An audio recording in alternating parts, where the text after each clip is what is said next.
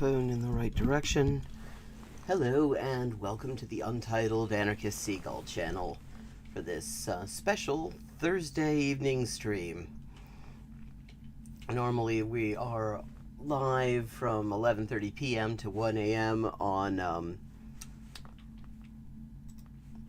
Fridays and Saturdays. That's U.S. Eastern Time, but today we're doing things a little bit differently.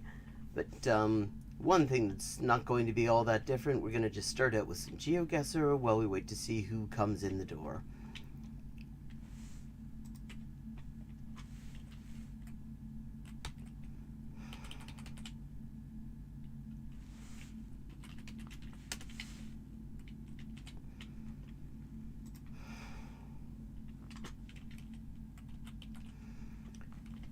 I don't know if any... Okay, let's see. Atendimento, 24 horas. Okay, we are in Brazil. Fairly certain about that. Yes, we are indeed. Rio de Janeiro. Beautiful. Now, in a minute, we're going to be talking about Matt Taibbi's descent into just straight up, just far-right bullshit in the form of the T-ball interview he gave. He had with Karadansky, formerly of the so-called Women's Liberation Front. T-ball, I call it, because it's the only thing easier than softball. We're gonna just read through it and just gonna kind of give my observations. I have pulled up a bunch of background on Dansky in particular, and we're just gonna look at this hot mess and pick through it and see what horrible shit comes out of it. Okay, rodoviário.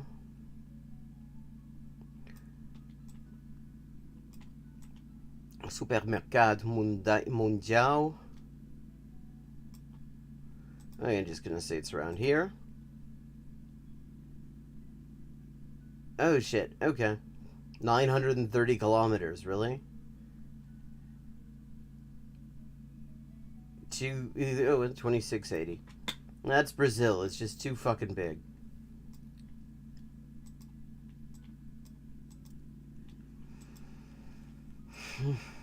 Okay, we have desert and desert stuff. I mean, not exactly desert. There's a lot of scrub land. Malatani Secondary School. Okay, that sounds Commonwealthical. Could be Australia, could be South Africa, could be NZ too. Well, we'll see. If we get any more information. Okay, that looks less like Australia. I'm beginning to think South Africa. Or Southern Africa, anyway. Hold on, what was that? Kalyani Mixed Secondary School.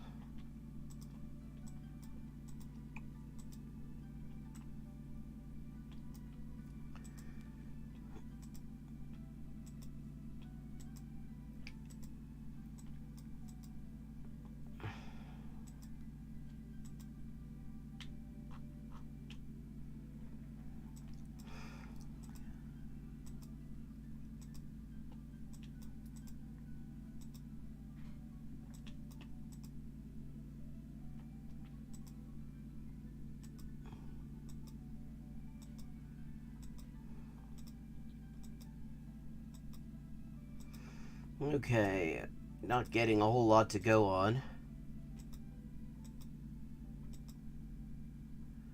I've got a lake. Or actually, that could just be a river. And that's as far as we're being allowed to go by GeoGuessr. At least in that direction. Let's... Okay. Skip that. Let's just hope this is the direction I was... The opposite of that... Oh, this... No, that's... I was just about to do the same thing over again.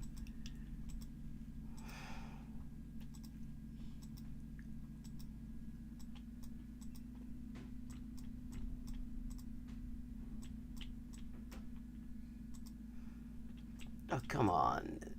The van's too fast.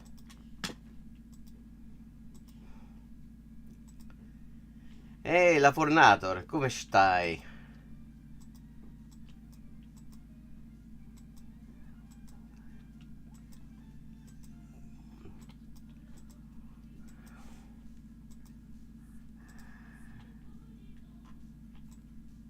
Sì.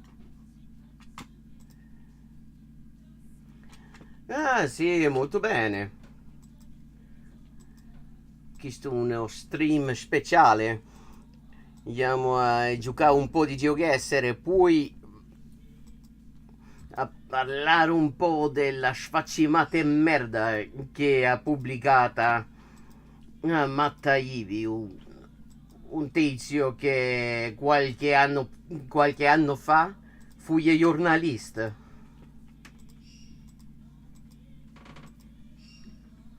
Cazzo. Ah, bene. Suppongo si trovi in qualche parte a Botswana. Cazzo, Kenya.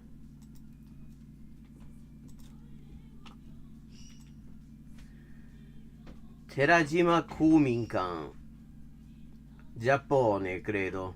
Ah, no. Ah, sì. Sì, Giappone.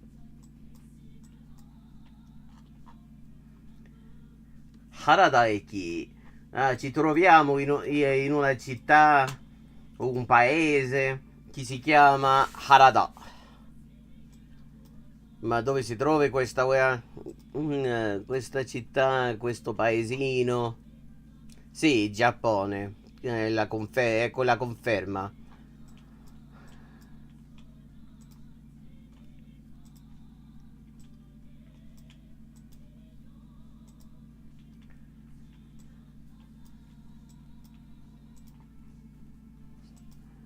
Ciò che cerchiamo mo è un numero di autostrada, qualcosa del genere, per sapere più o meno dove ci troviamo, in che prefettura, che isola. Gomino da shikata, come uscire i rifiuti. Sì, l'architettura è lo stop. L'unico paese al mondo dove si usi un triangolo. Ok. Mo cos'è?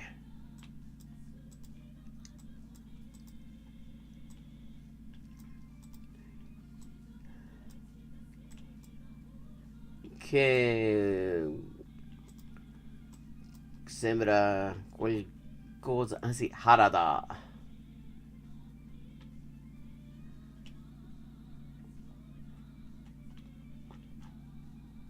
Harada Shugaku. Vade 2 chilometri alla scuola primaria di Harada, ma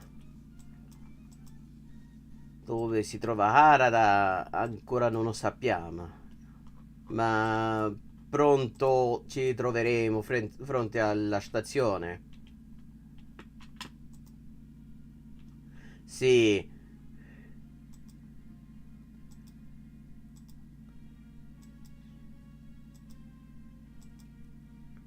Triangolo con vertice all'aria. Tenryu Mori Shintome Mori Kakegawa centrale. L'autopista prefettorale numero 40. Ma ancora non sappiamo in che prefettura ci troviamo, quindi non è affatto utile sapere che Quale autostrada prefetturale? Ah, momento, propaganda elettorale. No, no, no. Propaganda commerciale. 自転車通行か、ここまで。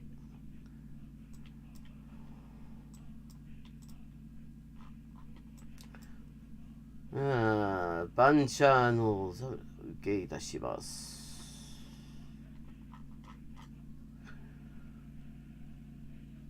原の谷中入り口。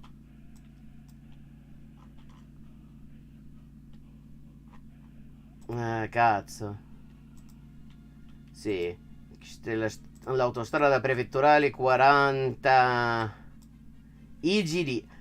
E l'autostrada prefetturale 260. Hello, Andromeda. And so we switch over to English. Okay. How are you doing today? We're looking to figure out what prefecture we're in before we get started on the vegetable of the evening, which is this bullshit from Matt Taibbi, which I'm sure you've already seen. Gonna do a little close reading. Sorry to hear that. My day's been fairly boring as well. It started with a really weird dream about test cricket. I've never had a cricket-related dream before. Oh, yeah. Well, you're gonna see more dunking on him for it. I've got, like, 15 tabs all set up so that this can be a surgical dunking. That doesn't actually... I mean, which would make a lot more sense as an expression if dunking were a common aspect of surgery. Okay. We have a postcode here, 4360221. It means absolutely nothing to me. I don't really know Japanese postcodes. Okay. Oh, hold on. What have we got here? ご迷惑をおかけします。方面をコンクリートで保護して合格処理をしています。Okay. 中西、静岡県。Okay, we've got it. We are in Shizuoka Prefecture.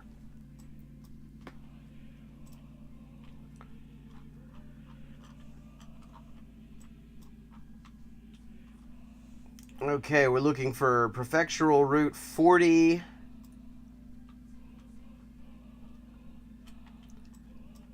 And 265, I think. And the town of Harada.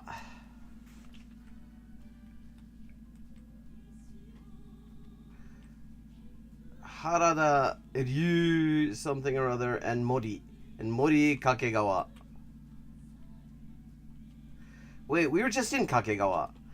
I had Kakegawa on the other channel just recently.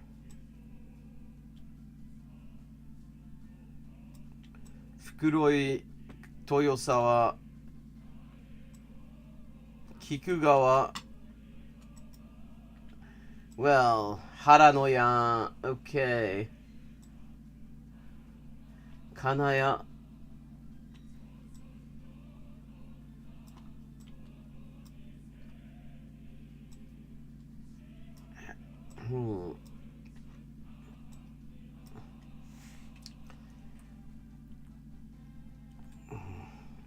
Kurami. Oh, 269. I mean, this feels kind of... Oh, wait. No, that's the water was in Kenya.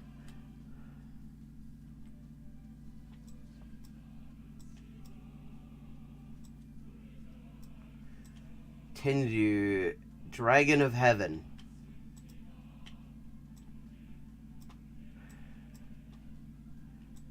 $296.47. Mori. There we go, Mori. Harada. There we go.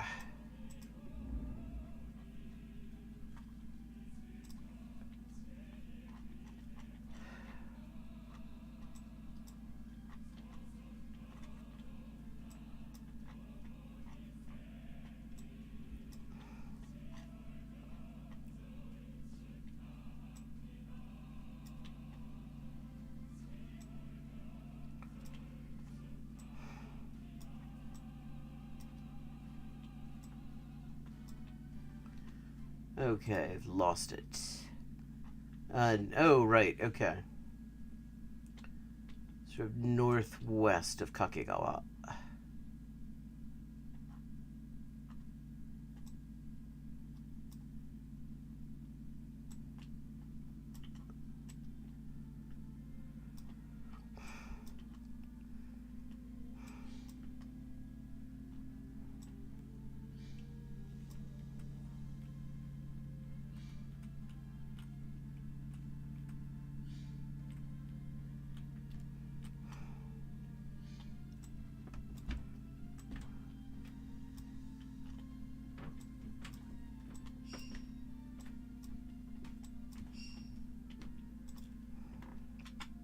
Okay, just under Route 40.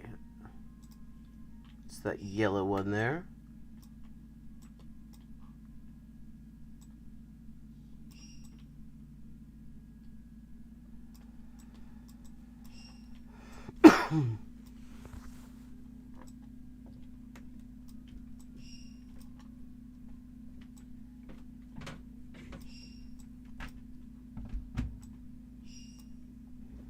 Okay, this is annoying.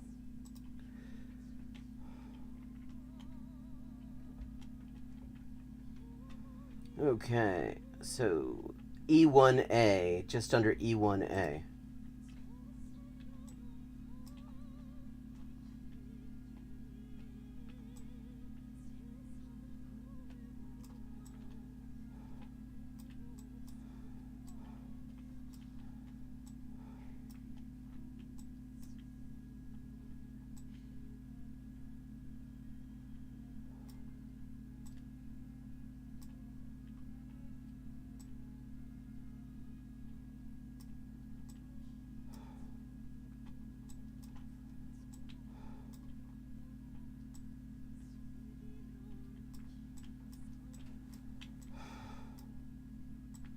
Harasato.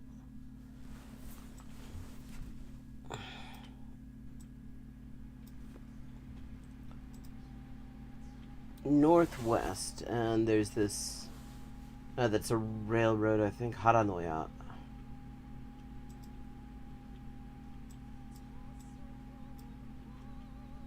There we are. 49.98. That's not bad. Okay, this looks about as North American as it can get. Okay, we're in the US. That was easy.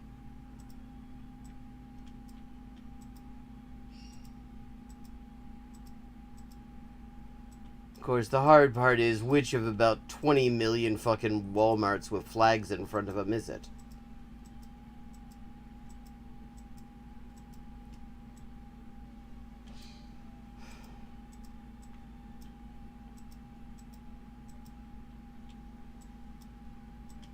How the hell do you get out of here? Okay, Taco Bell, that doesn't help.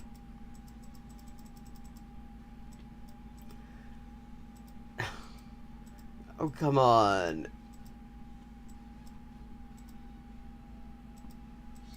Oh, fuck, I'm in the... I hate the way they arrange these car parks.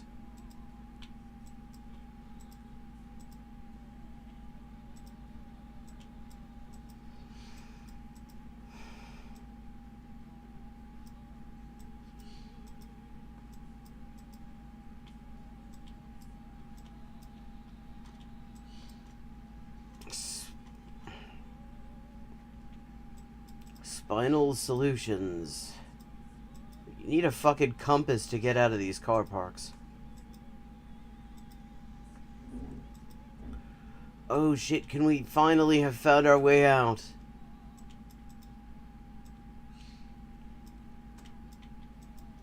Okay, huge U.S. flag. Okay, I'm thinking Southern California, possibly. Idaho. Oh, pity Ludlow isn't here. This is maybe the very first time. Fort Hall, Idaho.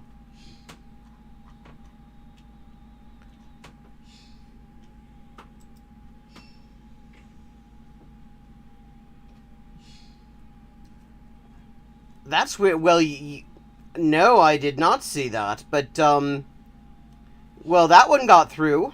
That's good to see. Yeah, I mean, God, Twitch needs to just fucking... 9,000 South Gulf European Food Club.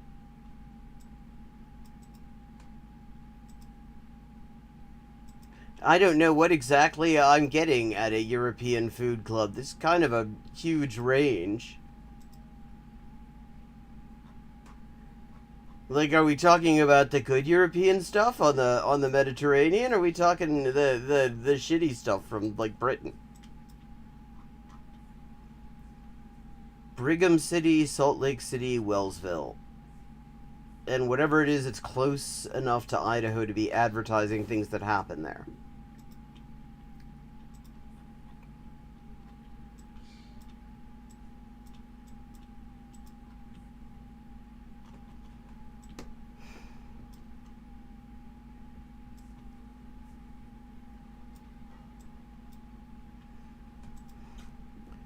Brigham City is 25, Wellsville is 8. So we need to find Brigham City.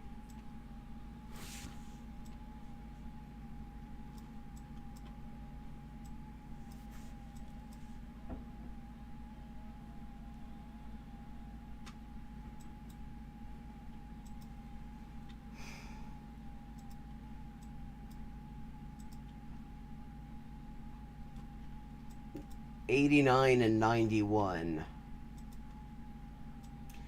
There's 89.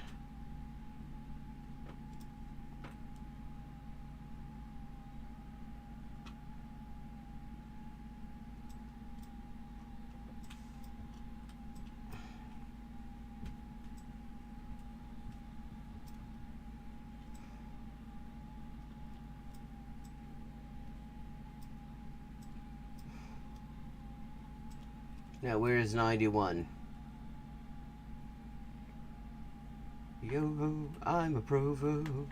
Every hand in jail is laying hand grenades over there, sir. I do declare, sir. Bountiful Woods Cross.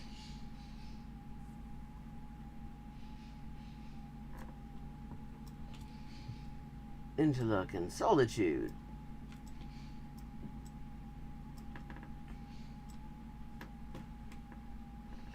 Cokeville.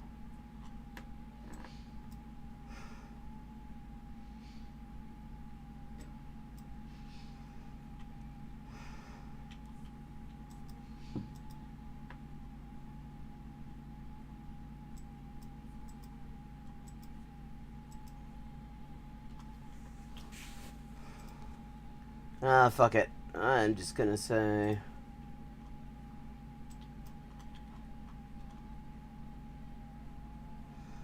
Well, it's heading south. Okay, it is north of...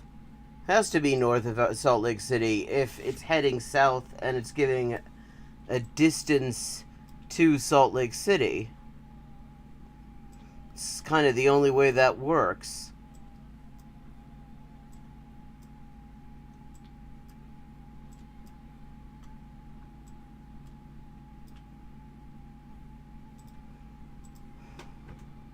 "38 kilometers. Not bad. Okay, one more round and then we're going to get stuck into some Matt Taibbi bullshit.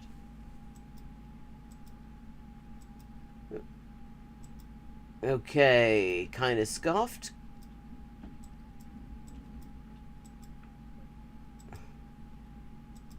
Like, beans on toast is European food. If that... I don't want to be in that club.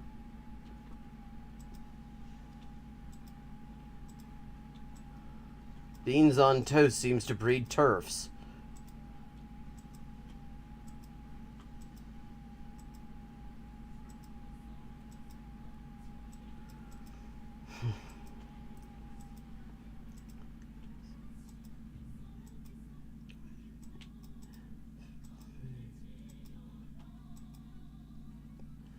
Okay, very green. Not all that well signposted.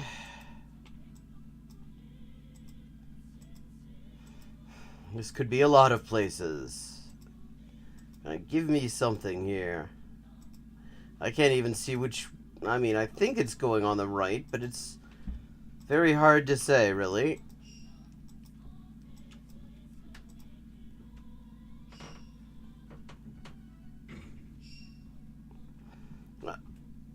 I can see... See, I'm hearing fucking shit. I'm seeing that in chat. So, okay, maybe Twitch is smiling on us. Maybe they understand that you can't talk about Matt Taibbi without some fucking swearing.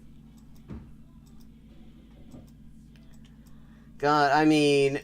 I used to respect that guy, too. I mean, back during the global financial crisis, he wrote some really good stuff. I even own a copy of Griftopia. Which, I mean, the analysis was just piss-weak liberal bullshit, but the, I mean, the information was good, and there was a very appropriate anger brought to the impunity of the ruling class amidst all the criminal shit that was unearthed. It just came up to the surface during the crash in 2008-2009. Had a lot of goodwill for him, and wow, has he decided... Ha ha ha. Well, not censoring it here. Puta la wea. Couldn't do that in a Chilean chat. It's just used too often as just sort of punctuation. Like, the way you say, like, oh shit, is puta la wea.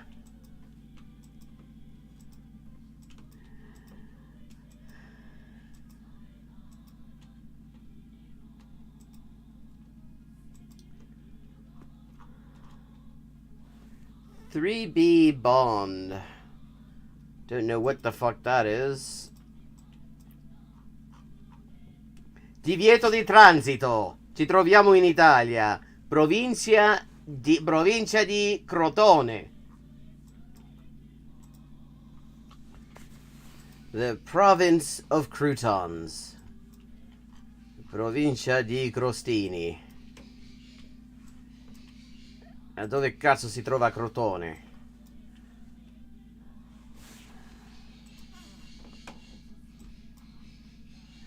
Questi that's Umbria. Crotone. Oh, I was thinking in the south. Ah, Calabria, another great food place. Ah, vicino Taranto. Okay, let's see if we can get anything more than just that this is in the province of Crotone. Divieto di transito. Ah, eppure ci muoviamo.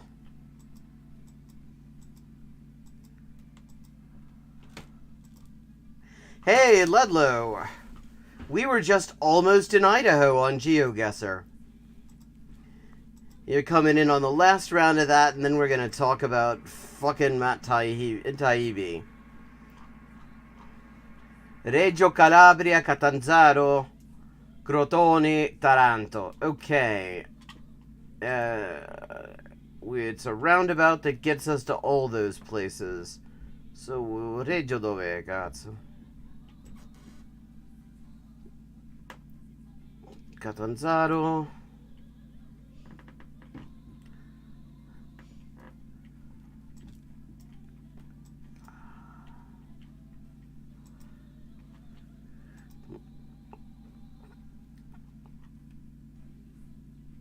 Can we get a little bit closer and see if we can get a route number on there? 106 and 104 and A3.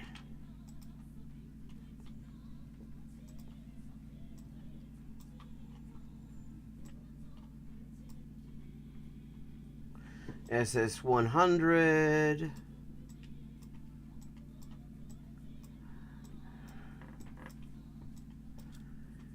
Esa es strada secondaria.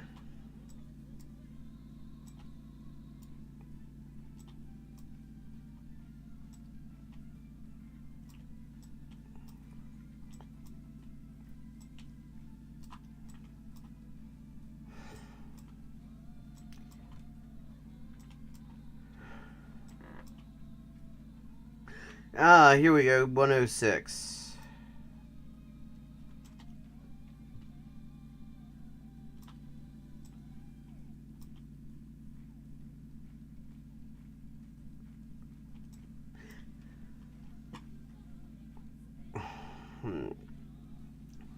Ah, okay. There we go.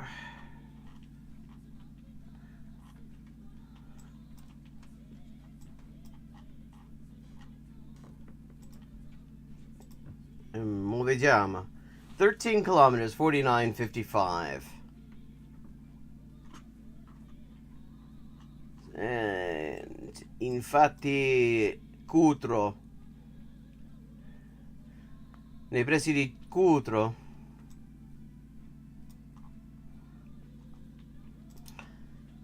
Oh yeah, 18,220 because I fucked up on Brazil and Kenya. Okay. And with that, we are going to move over into our close reading of... Oh, no, God. It's complicated. We got close enough on that one. Okay, let me just make sure crop's looking the way it ought to.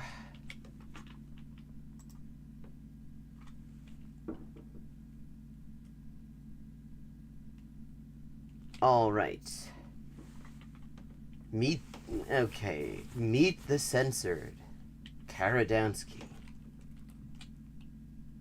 Oh, Matt Taibbi, I mean, his thing, he used to write for the Rolling Stone, maybe he still does, and I don't know about it.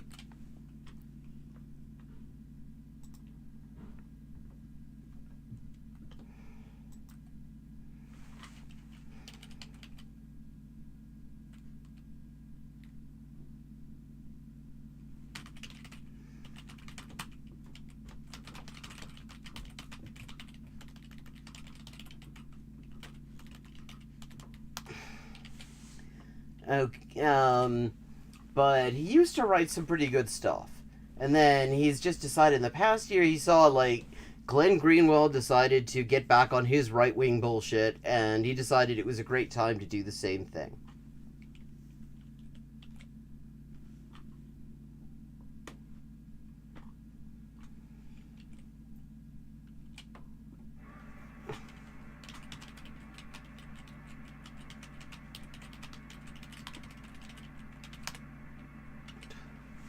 So here we go. Meet the censored, Karadansky. The feminist author of The Abolition of Sex has become the ultimate example of a new propaganda phenomenon, which denounces leftists as right-wing when they say unpopular things. Okay, so a lot to unpack here. So this Karadansky's a leftist, is she? I mean, I never realized that. I mean, but I actually did decide to look to see where the hell he could have gotten that, other than, like, just making it up. But let me see, where do we?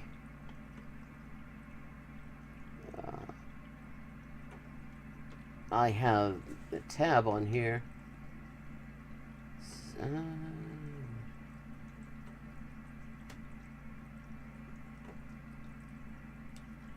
Just give me 1 second.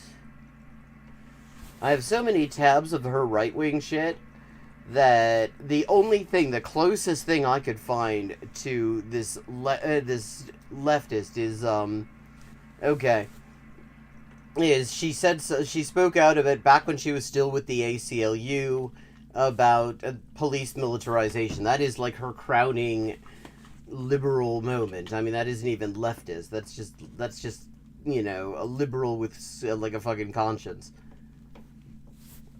3 meters distance? Not bad. I managed something very close to that. I got Cincinnati the other day. Okay. So, she... So, she's a leftist because she once wrote about police militarization being bad. But what else do we know about Karadansky? Oh, let's see. Here's the Trans Advocate. This is absolutely just an indispensable website for anything to do with like trans history and stuff. I mean, it has been around 20 years. I think it's probably the oldest trans news website that's still operating. And so we're going to just have a look at that. I mean, I hope everything that they do is archived, because if this site ever went down, there is so much important stuff that we would lose. Okay. Fake radical feminist group actually paid political front for anti-LGBT James Dobson organization. James Dobson is a guy, his big thing in the 90s was telling people that they really needed to beat up their kids because Jesus. So, this is, okay, when was this published? This is a while ago. Let me see if I can find...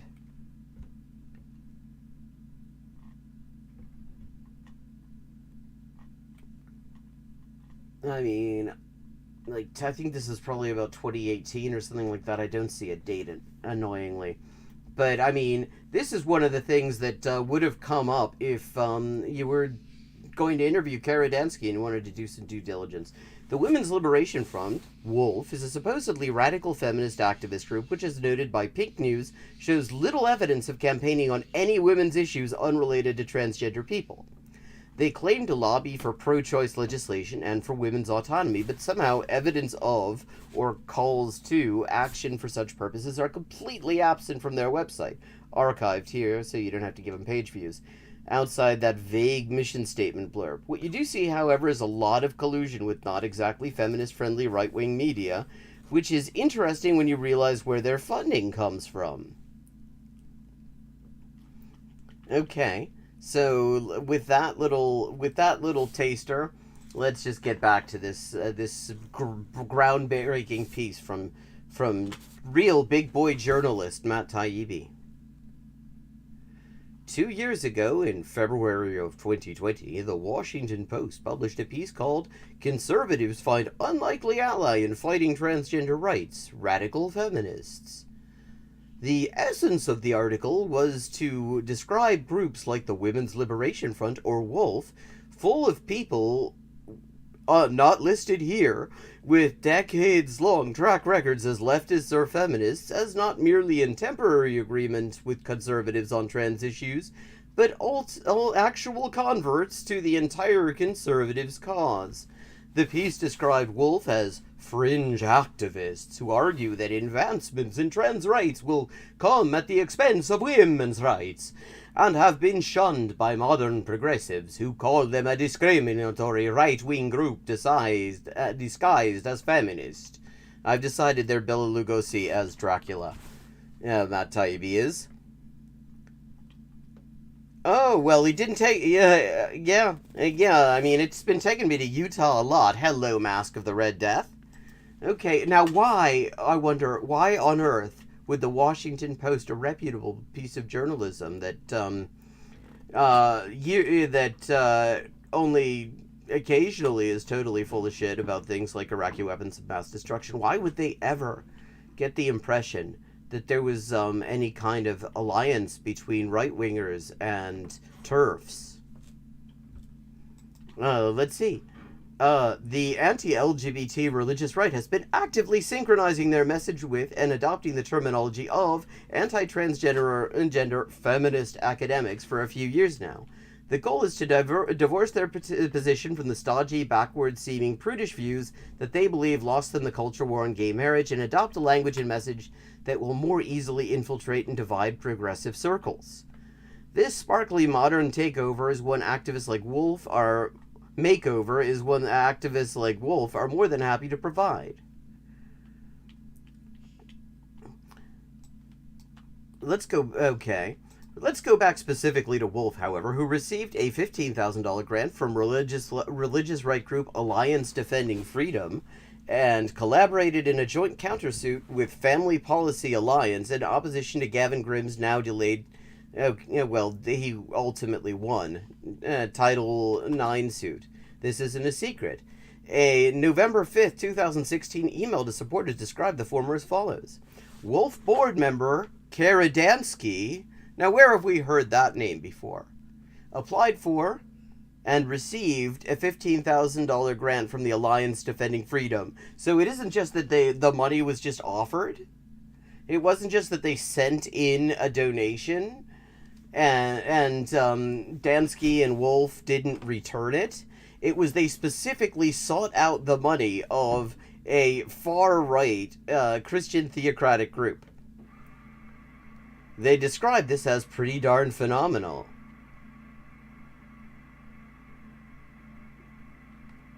Okay. Alliance Defending Freedom is a huge religious right evangelical Christian nonprofit law firm which, quote, seeks to recover the robust Christendomic theology of the 3rd, 4th, and 5th centuries. Wow. How could anybody suggest that somebody working with people like this is not a leftist?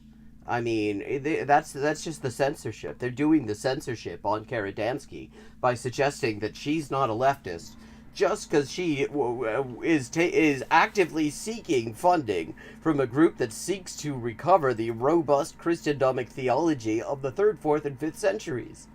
Well, how could anyone possibly make a leap of logic like that? Oh, what else are they into? Let me see. The firm has been a massive force for years now in helping develop and hammer out religious freedom legislation seeking to bypass any LGBT employment, housing, medical, or public accommodation protections through a religious belief exceptions clause.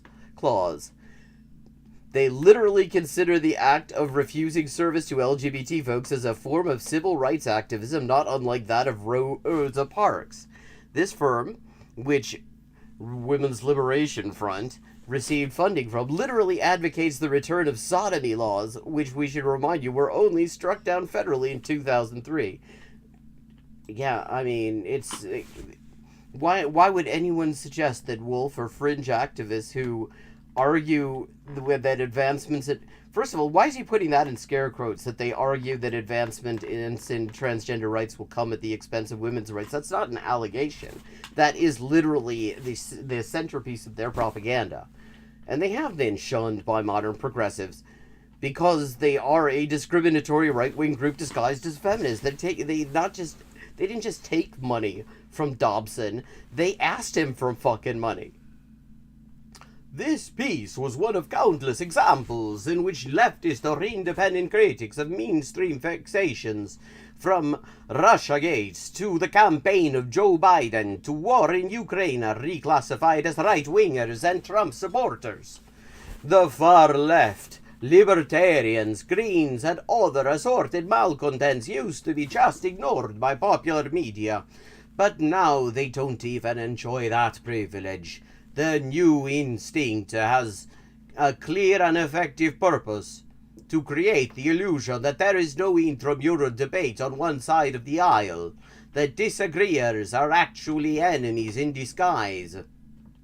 Okay, now I moved from Bela Lugosi to like Mario or like Wario or Waluigi. Fuck, I've lost track. I've lost track of my Super Mario Brothers world building. Yeah, I mean, and again, how nefarious to suggest that just because somebody asks for and takes money from a group that literally wants to bring back the wants the laws to represent Christian theocracy in its early medieval interpretation, and actively works together with those groups, might possibly not be on side. Okay, and mainstream fixations. I find it interesting that he, in this mainstream fixations, um, he lists Russiagate, which, yeah, that was bullshit. The campaign of Joe Biden to war in Ukraine, but he does not, I mean, he does not actually explain, he doesn't mention that the mainstream fixation he's talking about here is the idea that trans people are fucking human beings with rights. Garadansky, a former Wolf board member and the author of The Abolition of Sex, may be the most outspoken feminist in America when it comes to criticizing popular current beliefs about gender identity. A former ACLU public defender, she's focused heavily on the presence of biological men in women's jails. Yeah, but interestingly, not in the form of screws. Like she doesn't seem to have any issue with male screws in women's jails. I haven't seen any litigation from Wolf on that, even though that actually is a major source of sexual assaults in women's prisons. It's just trans women she's got a problem with. And for her troubles has been essentially booted out of mainstream progressive politics. Like, booted out? Like, what? How has she been booted out? It seems like she just left. She just decided, okay, I'm going to take some money from the far right and work directly together with them. Like, I don't remember where she was ever booted out, and you will not find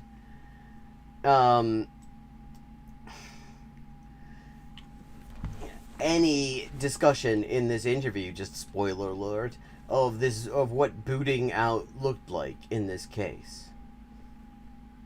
As I noted in a review of Matt Walsh's What is a Woman, I originally sat on this interview in an effort to avoid dealing with blowback from trans activists.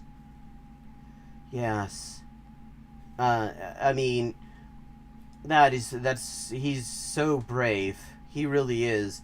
I mean, in this time, when trans people are so fucking powerful that there are states passing literal laws that would constitute legal genocide of trans people if the people who wrote who wrote the Genocide Convention back in the 1940s had it on their radar that groups defined by sexuality and gender could be the targets of genocide, or gave a shit about it.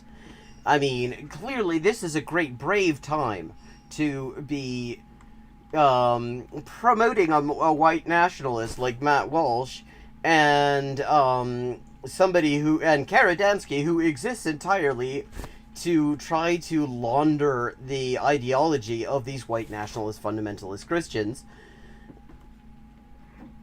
Yeah, I mean, he's just such a brave man. Oh, hello, Spammer. Goodbye, Spammer.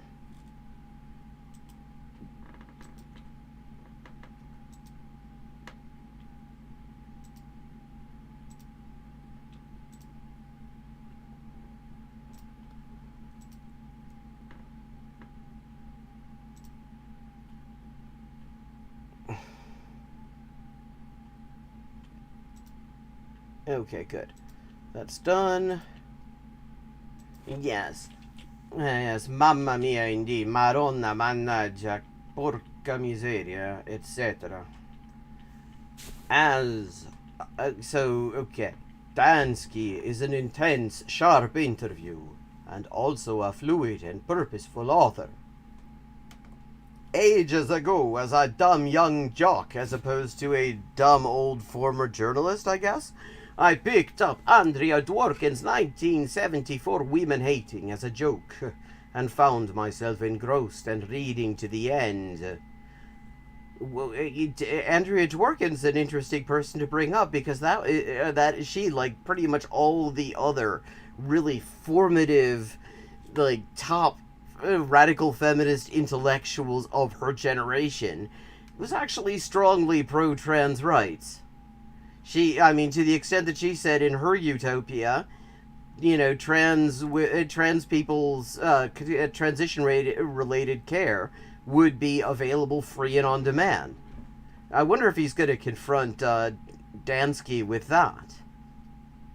Dansky's book, The Abolition of Sex, isn't written in the same kind of fulminating, entertainingly rageful prose. She's also a shitty writer, you see.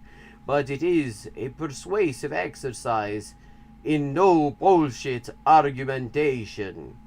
Yes, she will be arguing against the idea that bullshit is not a good contribution to this discussion. I recommend it even to people who are inclined to disagree with her. In these passages, she talks about the corruption of language.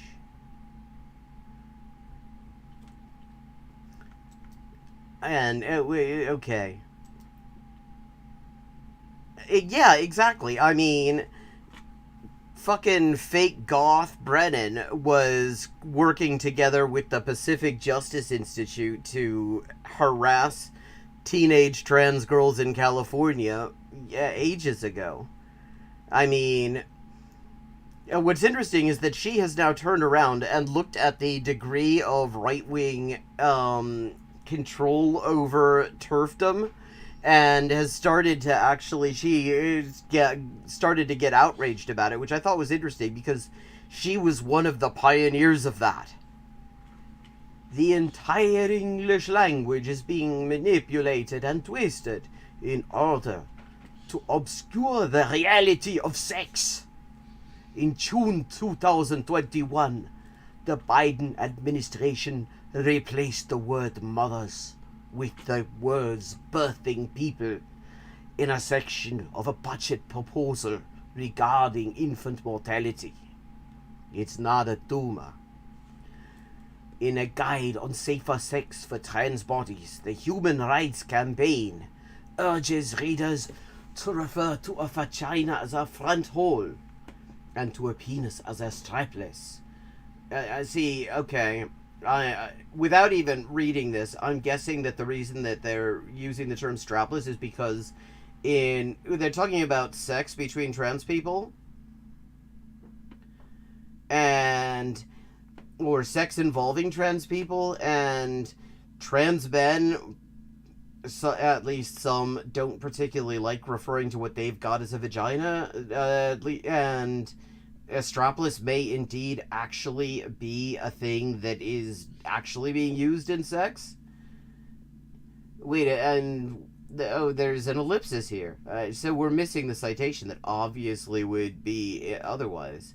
That our language has changed so dramatically as to make the natural, material reality of sex nearly invisible. With so little public debate is astounding.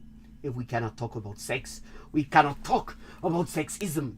If we cannot talk about sexism, we cannot fight back against it.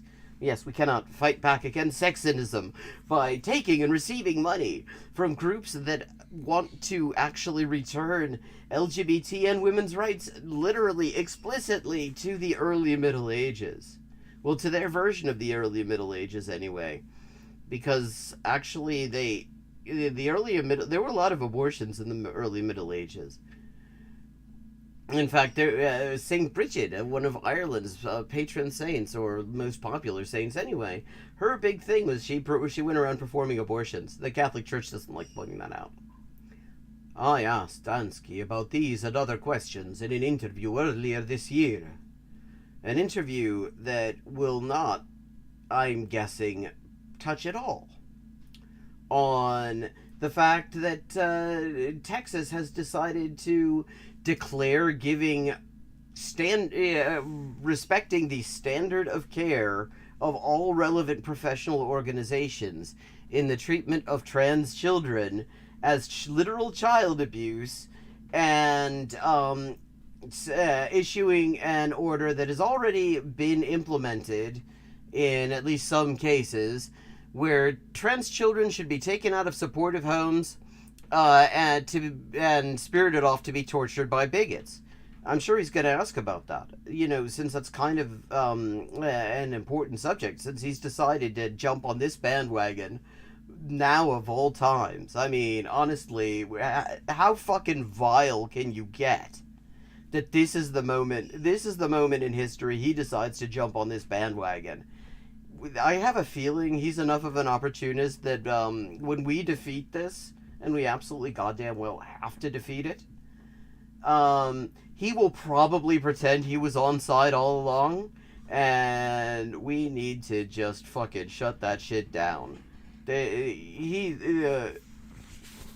mean, that is just the vilest shit ever to cross over and promote this bullshit at a time like this. Yes, that's true. Janice Raymond actually was one of the driving forces behind that ban on not just surgery, but I think all transition-related care. I counted in my many achievements that I literally converted a literal student of Janice Raymond. I mean, he's the one who says this. Apparently, it was discussions with me that led him to realize how full of shit Janice Raymond was, having actually taken classes from her. So, I mean, that's a little feather in my cap, I suppose.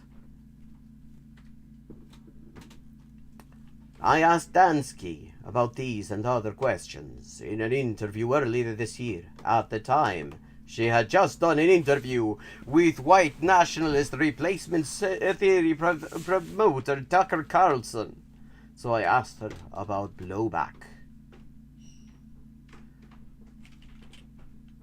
There hasn't been enough. I mean, what blowback? At this point, she has absolutely no contact with... Like, where would the blowback be? Yeah, I mean, nobody's impressed with her, but nobody was impressed with her in the first place. I mean, when exactly was this idea? When was this place when the left was like fucking full of disciples of Kara Dansky thought? She was never anybody. She was like, she wrote a couple of articles for Common Dreams that were halfway decent. She was a fucking, criminal lawyer for the ACLU. Nobody ever noticed her until she decided to take money from the far right in order to oppose basic human rights for trans people. You wrote for the Federalist. Oh, how could anyone possibly suggest that she's right-wing if she writes for the Federalist? And you just went on Tucker. And it's clear that you're uncomfortable with this, about this to a degree. If you had a choice, would you be using these outlets? Like, I like how, see, this is really skillful interview technique. Because instead of asking an open-ended question that's, how do you feel about the fact that you, the only people you ever seem to work with anymore are white supremacists and Christian fundamentalists who want to execute gay people? An open-ended question to elicit some thoughts on this obvious issue.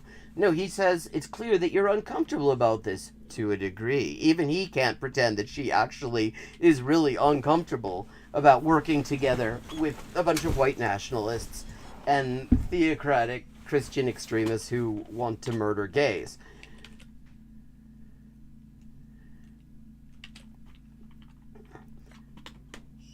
Kara Dansky. It's really interesting, because my choice would be to go on more mainstream, left-leaning outlets. Absolutely. I would love to have a conversation with the New York Times, with the Washington Post, with MSNBC, CNN. I would love to do that. They are not seemingly willing to even have a conversation about this. So I go on conservative media, because conservative media will have me. Well, I mean, maybe that's... Okay, so right-wingers recognize her as a right-winger. Fucking centrist news outlets like the New York Times, the Post, the MSNBC, the CNN, they recognize her as a right-winger. So how is Matt Taibbi not recognizing her as a right-winger? Feminist rips gender identity as meaningless. Well, no, there's only two people there, and neither of them's a feminist, unless they're saying fucking Fucker Carlson is now a feminist, which I kind of don't think. It turns out that there's actually an advantage to doing that, which is that even although it's my party, the Democratic Party, that is driving the rush to abolish sex in law and society. Really? Really? Where the fuck? When is that happening? I mean, where the fuck is the Democratic Party taking the lead on driving any kind of rush in favor of trans rights? I mean, they've hardly had anything to say about the just literally genocidal shit in Arkansas and Florida and Missouri and Texas. And I think, and Tennessee, I think now as well, and Alabama. They're not doing anything about it. They're just like, vote for us, and we'll do nothing about this. I mean, like, the only reason LGBT people have any kind of statutory protection at the federal level is because of a right-wing Supreme Court decision that said, yes, obviously sex discrimination has to, by definition, include sexual orientation and gender identity discrimination, because the two things are just inextricably bound up with that. It's as if they think that if they cooperate with these people, they'll be spared because they somehow will be needed to keep the new order in place or something. Yeah, that sounds about right. That sounds about right. And Kara Dansky, I mean, I find it interesting that she's working with all these white nationalists who don't generally much, I mean, with a very Jewish name, and isn't thinking about the fact that a lot of these people that she's working with only like Israel because they see it as some sort of Latter-day Theresian Staat. Yeah.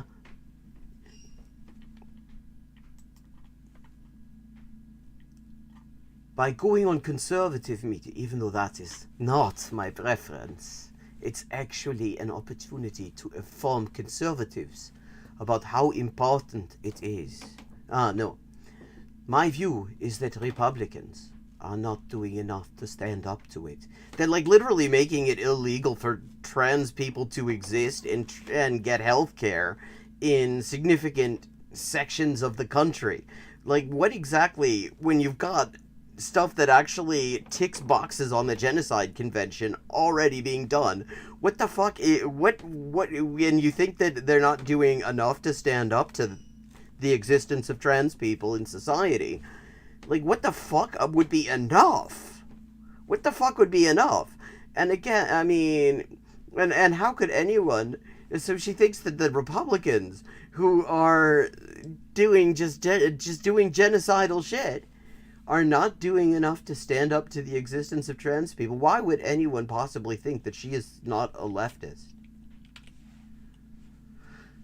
By going on conservative media, even though that is not my preference, it's actually an opportunity to inform conservatives about how important it is and how dire the consequences are for women and girls of abolishing sex in law. Because, you know, when I think people who care about the consequences for women and girls, I think Republicans. I mean, they just love women. That's their thing. They love women. They would never do anything to harm women.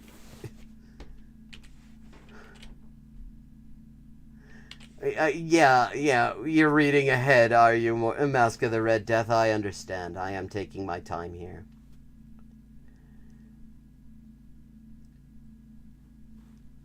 because I think a lot of conservatives think that this is just a crazy lefty issue, and they don't really appreciate how important it is.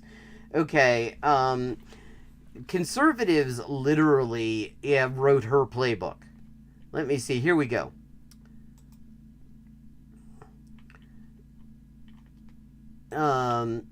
Christian right tips to fight transgender rights, separate the T from the LGB. This is from 2017. Last week, from the Thursday, October 13th through Saturday, October 15th, the anti-LGBT hate group Family Research Council put on its annual Values Voter Summit in Washington, D.C. A prime networking event for the Christian right where anti-LGBT and anti-Muslim rhetoric is rife. This year's summit welcomed its first sitting president as a speaker, Donald Trump. Okay. Now, why am I reading this? A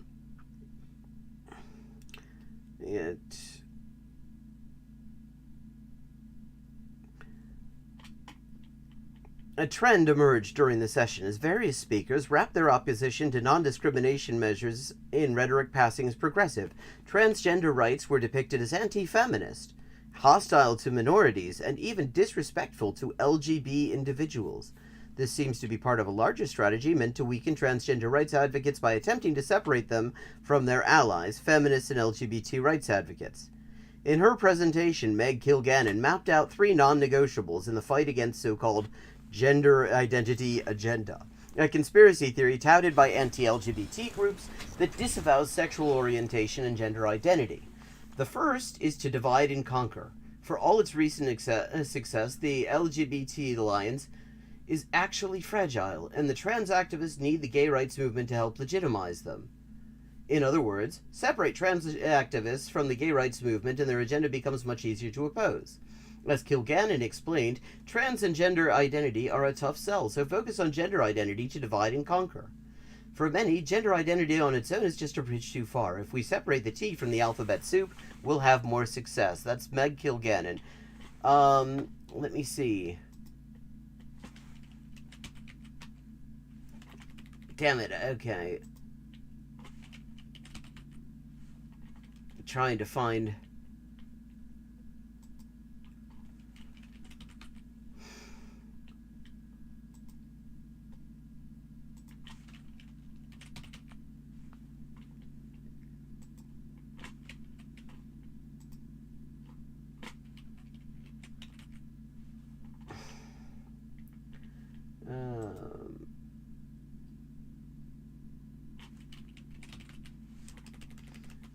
Tucker Carlson looks at FPA partnership, Family Policy Alliance partnership with radical feminist group. Yeah, how could anyone possibly consider her to be right-wing? Damn it. This would be so much better if I had put these in some kind of order.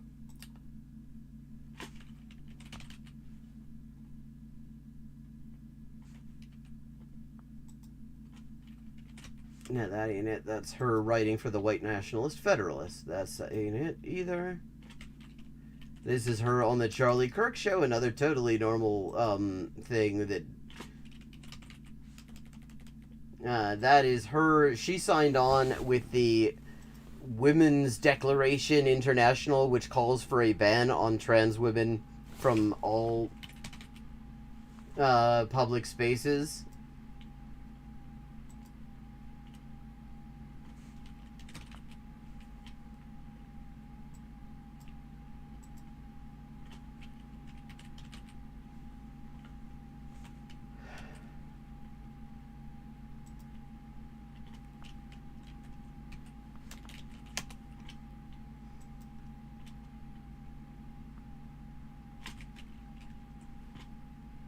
No, I'm not. I have no interest in the fucking National Review sending me push notifications.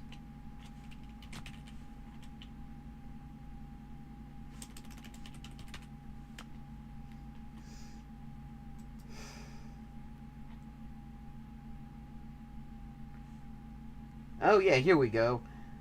Meg Kilgannon and Karadansky signing the same anti-trans open letter here. Let me see.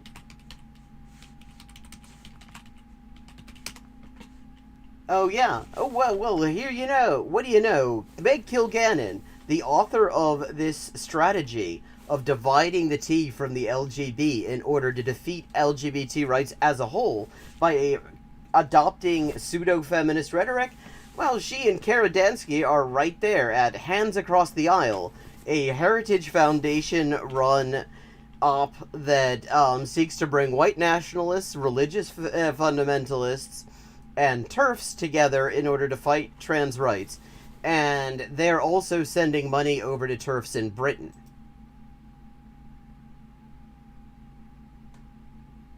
Oh, Kara Dansky, what was her background? Oh, you missed that part. Hello, JH. Good to see you. She was not much of anything. I mean, she was just a fucking a lawyer for the, she was a lawyer with the ACLU, and she wrote a couple articles against the militarization of police, and that's basically it. She also seems to have done a little thing where she said that the way to defeat racism was for white people to meditate. Somebody unearthed that on Twitter. But that's it. I mean, she wasn't anything before this. Nobody had really heard of this fool. But then she decided that there was money in opposing trans rights, and so she did that. So, there we go. I mean, the idea that she's having to explain this to conservatives when, in fact, all she's doing is taking an agenda from an acquaintance of hers who's in the same organization as she is,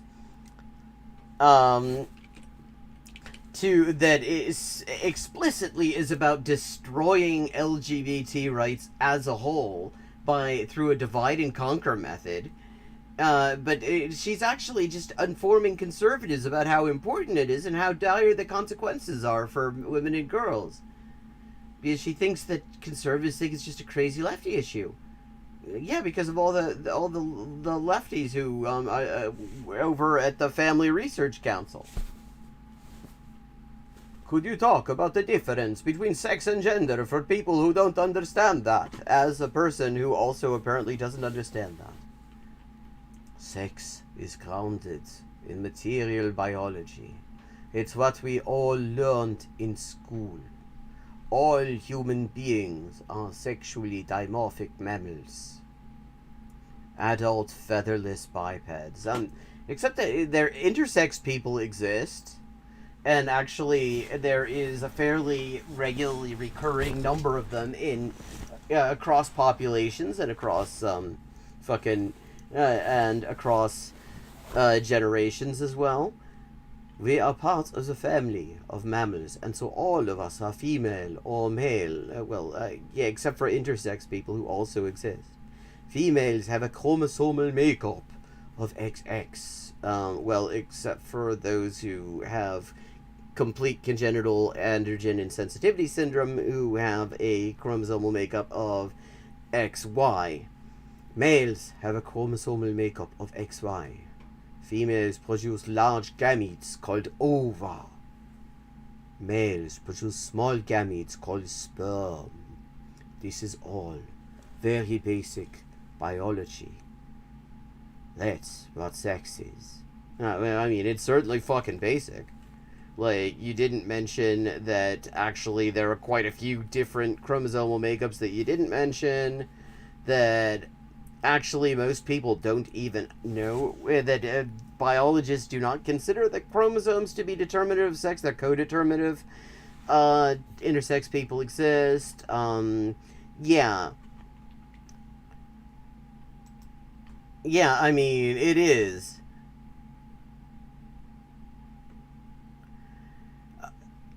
I think actually somebody, I mean, that's a common thing that's said, and I believe actually, yeah, it's absolutely shitty biology. I mean, if you if you took a fucking university level biology class, you would have been disabused of a lot of these notions.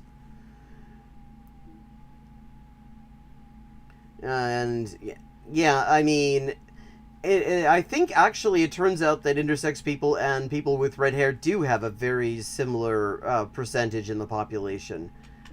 I feel like I can't cite something for that, but I feel like I read some article that was looking into that claim and it turned out it actually was fairly accurate. Gender, on the other hand, although the terms are very frequently used interchangeably, is more about sex stereotypes. And, you know, her friends over at the Family Research Council, they totally are against sex stereotypes. They would never, ever be into sex stereotypes. Women stereotypically like pink.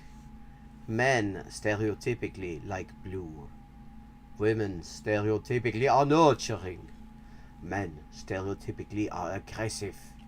These are stereotypes that we will all have in our minds about what boys and girls are so supposed to like, what men and women are supposed to like, and how we're all supposed to act. But they have nothing to do with our biology. And this is actually a very interesting point to note, that when you hear these people talk about sex-based rights, there's a reason that the Christian right is so big on that, and it's because there is all sorts of anti-discrimination protection, like the Price Waterhouse decision decided that sex stereotyping also fell within sex discrimination for Title VII of the Civil Rights Act, and there have been a lot of horrible decisions limiting that at the circuit court level. But the idea is, if you limit women's rights to something that can be affirmed to be directly connected to biology at this like primary school level understanding of it, then you wipe out all of that stuff. That's why they're so cool on it, because there's very little discrimination against women that goes on that can actually be said to be something to do with biology.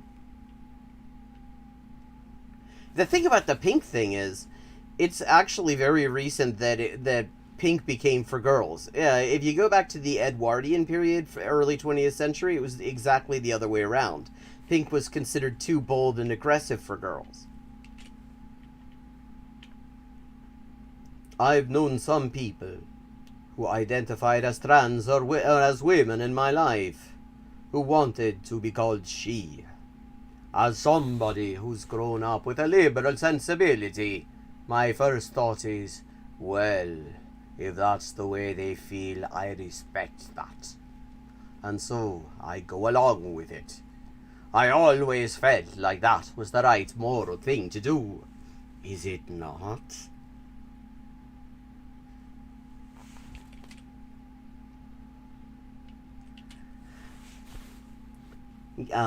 Oh, this is gonna be good. Yeah, a couple things.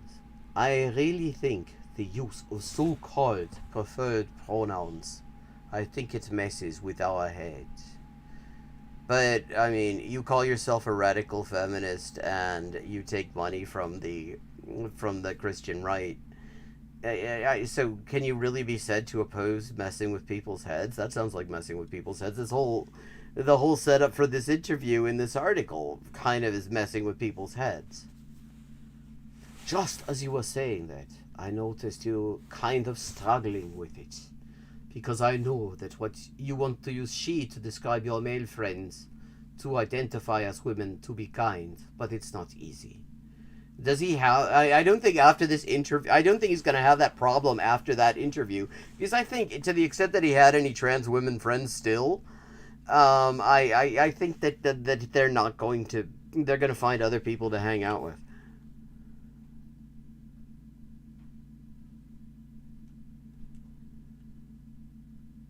Yeah. Yeah, exactly. I mean... So we've gotten to the part of the interview where she explains that common decency is I think it's a deliberate move by this whole gender identity movement to get us to be confused and to question our own understanding of the truth. So common decency to trans people is a conspiracy.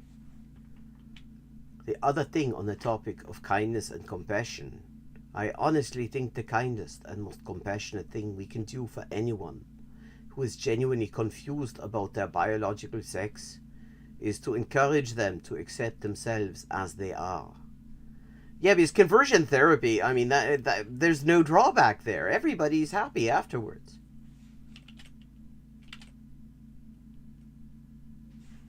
Part of the reason that Middle America became accepting of the idea of gay rights was that they were persuaded that there was some biology behind that people are born that way. Yet now there seems to be a different, or almost opposite theory, that biology is not absolutely determinative. And that's not quite right either. Well, yeah, not absolutely determinative, but that's not new. I mean, first of all, the term biology is being used in a really weird little way.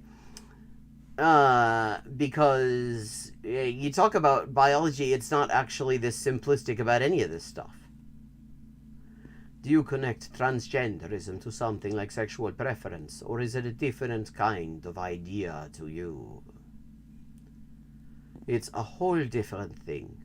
Sexual orientation is grounded in the material reality of sex. Straight people are attracted to the opposite sex. Gay people are attracted to the same sex. Yeah, tell us about your friends at the Family Research Council, what they'd like to do with gay people.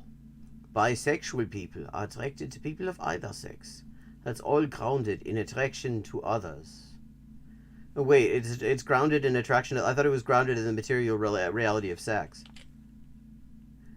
Yeah, what do you know, Mask? It turns out that human beings are complicated. It's just shocking. Yeah. This whole identity thing has to do with one's own feeling about oneself. It has nothing to do with sexuality.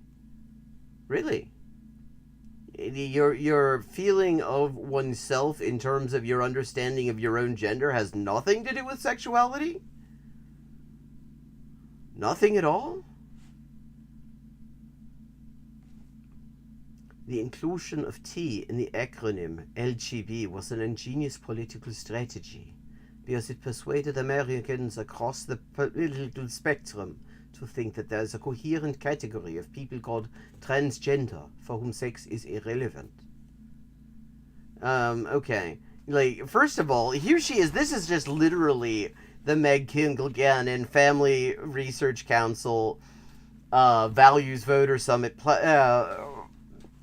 playbook right here. See, now I'm thinking with my Matt Taibbi big kid journalist hat on, and I'm thinking, okay, now I gotta ask her, why is she says she's she says she's actually a leftist, that she's not, she's a feminist, so why is she specifically using a strategy that is specifically designed to divide and conquer in order to wreck LGBT rights as a whole? I wonder if he's going to do that. Narrator. He did not do that.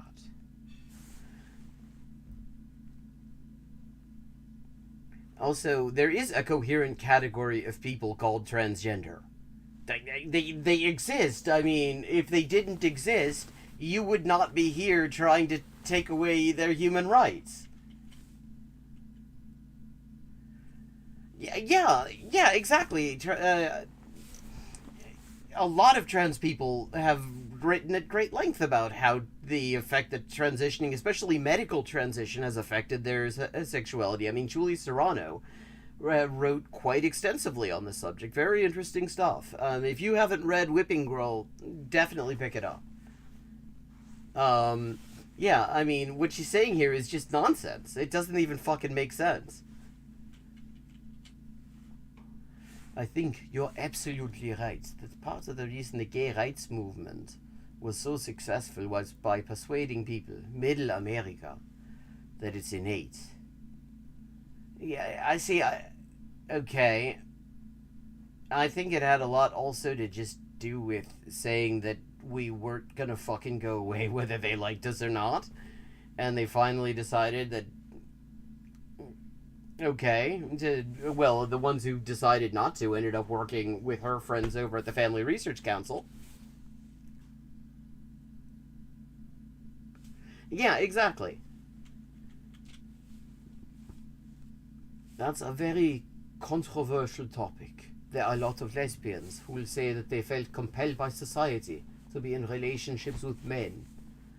And then they made a political decision to stop being in relationships with men and only be in relationships with women. That's a political choice. That's a controversial stance. I don't know if you want to get into that, but FYI, it's very controversial. Yeah, not really. But adding that T, I think it was an absolutely ingenious political strategy, because this whole thing is an effort to persuade ordinary Americans that biological sex doesn't exist.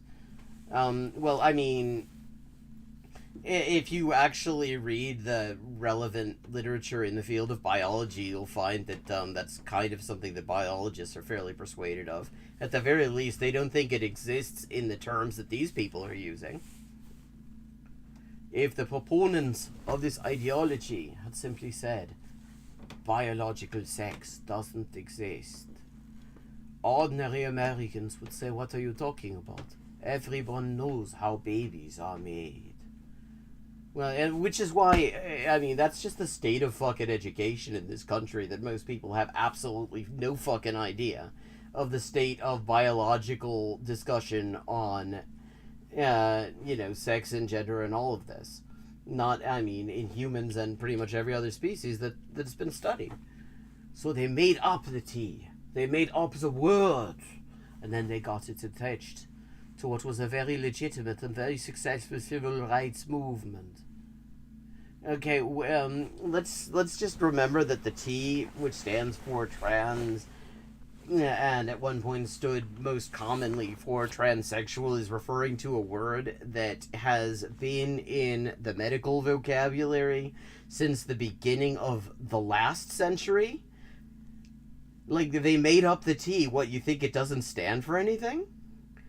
And then they got it attached. That was a very legitimate and very successful civil rights movement that they were in the whole fucking time. Oh, fucking hell. This is weird because... okay, that is weird because Mask of the Red Death just used the word sex and it was fine. Okay, this is bizarre.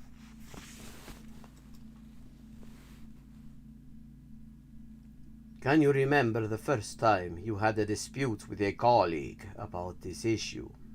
When was the first time that you noticed that you might have a conflict with people who until that point had been friends or allies?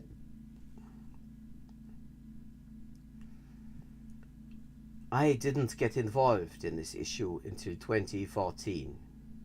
At that point in my life, I had been doing criminal justice reform work for about 15 years. Then I kept doing criminal justice reform work as an independent consultant, working on drug policy and immigration policy and mass incarceration. I was doing research and writing and all sorts of things like that, but I kept my radical feminist activism out of it because they're different topics.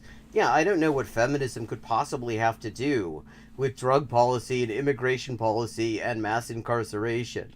Yeah, I mean, what could feminism possibly have to do with any of those things? Are those things, Chad, maybe I'm missing something, but, I mean, do immigration, mass incarceration, and drug policy and criminal justice system affect women in some way?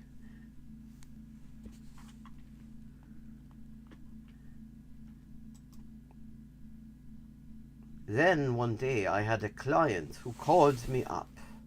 This would have been 2017 or 18, and this client called me up. I was involved in a project at that time as an independent consultant working on a project at the border. It involved encouraging immigrant rights activists and federal public defenders to be more in communication with each other, so that the criminal defense could be informed by the knowledge that immigration rights advocates had, and that immigration rights advocates could be better informed about the criminal justice system. Which, I mean, not a bad idea. Basically, she called me up and said, I have to have a very difficult conversation with you. She said, one of our partner organizations thinks that your involvement with this project is toxic, because of things that you have said about sex and gender, so I have to take you off the project. And she cancelled the contract. She said, I don't want to have to do this, because even if I disagree with you on sex and gender, I really like working with you. I value your work. I think you're really smart and you're a great writer. Matt Taibbi seems to disagree on that last bit. He wasn't impressed. I don't want to do this, but I have to, because other partner organizations are threatening to pull out if you keep you on the project.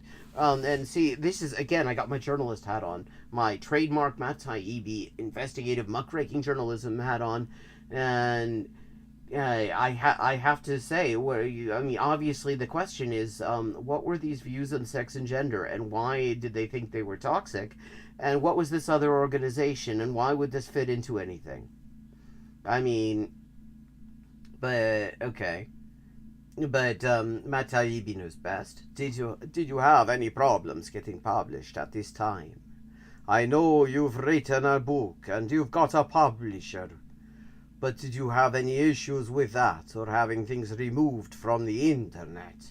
Yes, I mean, yeah, yes, because this is like the only thing, like the right wing loves to claim to be the victim of censorship, and the closest they can come to it is that occasionally platforms will enforce TOS, even though most of the time they don't.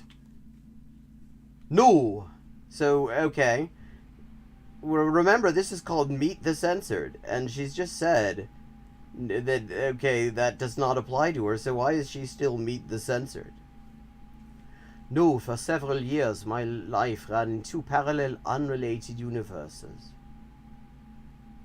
Over here, I'm happily going along doing my criminal justice stuff. I published in the Harvard Law Review. Of course, I was the primary author on the ACLU's police militarization report. I had a lot of speaking engagements.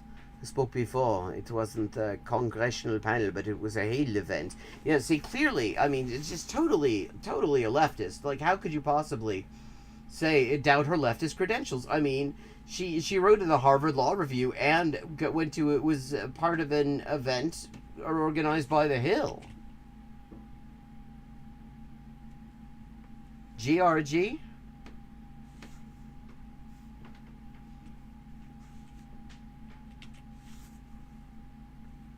Grg.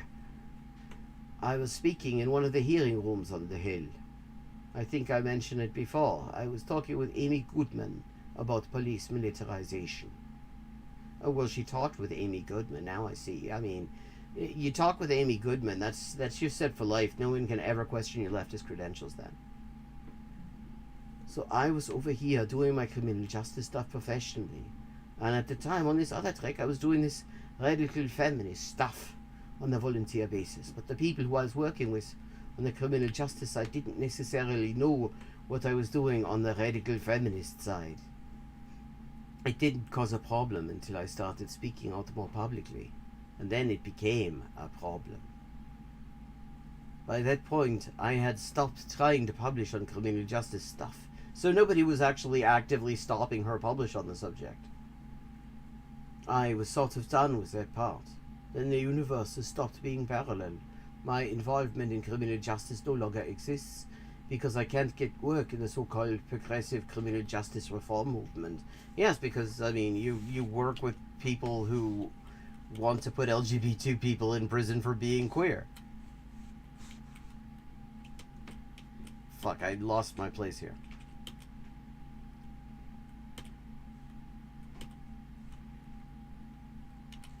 Where were we?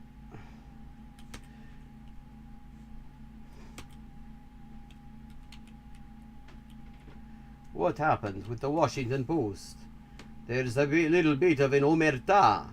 Not only about the issue, but about who's talking about the issue, correct? Wait. That's not what omerta means. Omerta means you don't talk about it at all. But he's not saying that they don't talk about it at all. They clearly do talk about it. What? So, I mean, yeah, that's not what omerta is.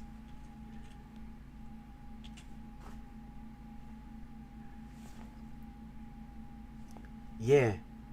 In February 2020, I went to Seattle to join a panel that was being hosted by the Women's Liberation Front.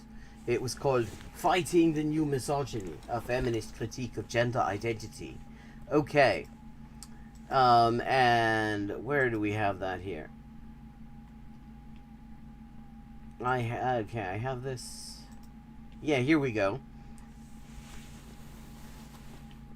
This is associated with the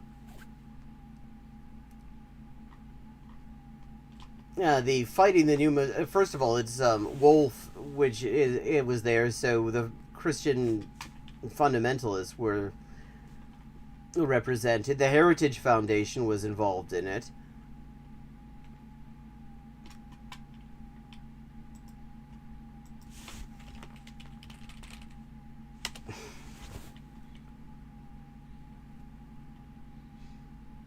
It was promoted by Hands Across the Aisle, which is, again, that's the Heritage Foundation. And, oh, here we go. She's, here she is, spreading the word about this conference in Quillette. You know, so there you go. I mean, obviously, just total leftist credentials coming out the ass, really. Talking out the ass, too. Two of us on the panel were registered Democrats. Two of us on the panel were not Americans, but leftists where they live. Actually, one of them was Meghan Murphy, and not a leftist. I mean, her closest associates for a while have been from the alt-right Twitter sphere. I mean, Ben Shapiro, those sorts of people. Samantha Schmidt at the Washington Post covered it, to her credit, but she framed us as being right-wing and advancing a right-wing agenda. That piece in the Post was out sometime in February 2020, and in it she referenced a Heritage panel event from 2019. In that, she puts feminist in scare quotes. Oh, why would she do that? I mean, just because you're working with fucking taking money from people who want to impose a fundamentalist Christian theocracy and abolish women's and LGBT rights. I don't know why. She doesn't suggest that does anything to undermine our feminist credentials. She doesn't know why. She doesn't know why.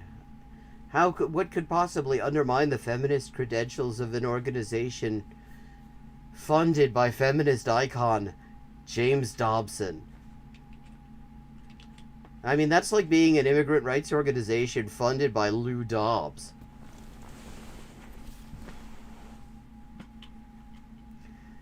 There is an interesting passage in The Abolition of Sex where you talk about how feminists are used to getting this treatment from the right, but not so used to getting it from the left. What's happening there? Well, I don't know, Matt, but I think what's happening there is what you have is right-wingers promoting right-wing ideology, and they try and finding that it's actually kind of hard to continue to use the left as a rhetorical human shield and the feminist movement as a rhetorical human shield, because most of the people who join the left, even describe that as broadly as you want, or, you know, feminism, they don't get in there in order to just kick downwards on marginalized people. So it's going to be sooner or later, that's going to be a bad fit. As soon as people actually start to realize exactly what these fuckers stand for, then it becomes a difficult fit. And that's exactly what we've been seeing in the past several years. I witnessed some of that in Britain while I was there. That you have these groups that inherently what they're calling for is something that is much more at home on the far right. And so as leftist organizations and feminist organizations have twigged to what these people really stand for, they've had much less luck getting any kind of a platform from leftist and feminist circles. And so they've just decided to become much more open and public about their relationship with the far right. I think a lot of people are very confused. And I think that's completely understandable because our media has confused them. I think people don't know what's going on. There's a bill I don't think we've talked about called the Equality Act. It was originally introduced in 2015 by Senator Merkley. If you read about it in mainstream papers, it'll say that it's meant to protect LGBTQ people. But what it does is completely redefines the word sex to include so-called gender identity. It does that explicitly. It says sex including gender identity. Well, okay, that's not what that isn't what you said. It is specifically saying that the reason it's doing that, it's worth noting, and she's a lawyer. She probably knows this, that the reason that it says including gender identity is because there has been until the Bostock case in the Supreme Court, there was a divide between the circuit courts of whether sex included gender identity and sexual orientation in terms of federal anti-discrimination law. And so they decided to make it very clear that sex, for the purposes of this law, included discrimination based on gender identity. That gender identity, at the very least, fell under sex discrimination. So that's not redefining the word sex completely. And she has to... The thing is, being a lawyer, she knows that laws do this all the time. Laws come up with a usage of a term that has nothing to do with its common usage, but it is specifically for the purpose of the law. This is nothing unusual. There's nothing inherently nefarious about it. It's how laws work. I mean, she published in the Harvard Law Review. I think she probably is aware that the statutory definitions are just a thing that exists. It's how statutes work.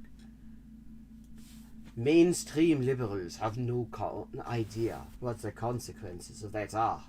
For example, in California today, there is a public accommodation state law that defines sex in the most ridiculous, garbled, meaningless way. But one thing it does is includes gender identity. If it's okay, how is it meaningless? It was on that basis that a man was permitted to enter the women's section of the nude spa and expose himself, basically. Okay, here she is talking about the Whisper thing, where which is one of the best examples of neo-Nazis and TERFs working together, incidentally. Judith Butler even pointed that out in The Guardian, and then they censored her for it. And there was absolutely nothing in the Equality Act or in the law that allowed people to just expose themselves. That's not how any of this works. The Equality Act would do what California already does. And in fact, what she's not pointing out is that the person in question got arrested for it. So obviously, the law does not openly permit people to go into the nude spas and expose themselves. Clearly somebody has decided, prosecutors decided that the California law doesn't cover that, so maybe you would mention that. That's kind of a relevant thing. If you're saying that the California law says that that's totally legal, and then clearly the fact that prosecutors seem to disagree with you on that, I would mention it. I mean, it seemed like the honest thing to do. Any man can enter any space that is supposed to be designated for women whenever he wants to, on the basis of his so-called gender identity. And here's the thing. This is just a standard talking point transphobes use. They act as if this hasn't been going on all along, as if public single-sex public spaces, like say public toilets, have not been based on self-identification forever. I mean, and what's interesting is, and also this is something Trans Advocate looked into. They did a really good job with this a few years ago when this first came out in the fucking bathroom bills and all that bullshit. There's literally no evidence of somebody doing what they're talking about. I mean, they asked cops. They looked at criminal justice statistics. There wasn't. This is a thing that doesn't happen. It's bullshit. Critics will say, "So what? What's the real consequence? Why shouldn't we just get over it and change our thinking, as was done with other movements?" Yeah. And the thing is, yeah, what is the real consequence? I mean, this has been going on for decades. This is just, I mean, trans people have been using gender appropriate single sex public facilities for literal fucking decades, and the only people who have ever experienced any bullshit over that, the only people who have had any adverse experiences as a result of that are the trans people, because people like Kara Dansky will beat the shit out of them for trying to take a piss. Bathrooms separated according to gender? Honestly, I have no idea how long that's been going on. It's been a long time, though. I mean, it's got to be at least probably as long as public toilets have existed. I mean, there are certainly. I mean, you could look at sex segregated, marked sex segregated bathrooms in buildings from the Victorian period in Britain, and the markings for the different are actually part of the original design of the building. So I have a feeling that, I mean, that's been probably as old as, public toilets as a major thing in the West. We are literally dealing with a situation today where female prisoners are being housed in prisons with male rapists and murderers. What, you're against that? Because, I mean, last I checked, you were kind of in favor of trans women being housed in prisons with male rapists and murderers. That is actually happening. That's not theoretical. I think it needs to be a national scandal, and I don't understand when a local Seattle station picks up a story in March of 2021 about male prisoners and rapists being housed in the women's prison, and not a single national outlet picks it up. I think that's astonishing. That's very real. It's literally happening today, right now. Maybe nobody. First of all, there's so little. And now, again, Matt Taibbi is so fucking useless that he doesn't ask for any details on this. Like, for all we know, this was bullshit, and the reason nobody picked up on it is that it turned out there was nothing to it.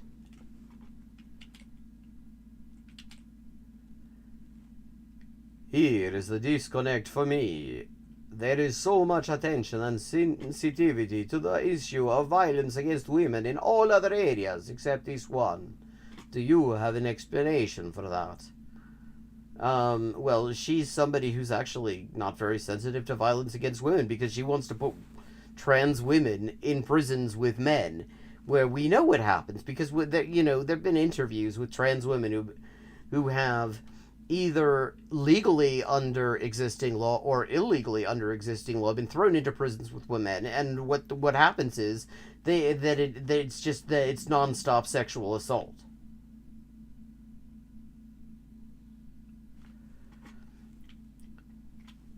It is astonishing. Well, I don't really get to ask that question to people on the left or media.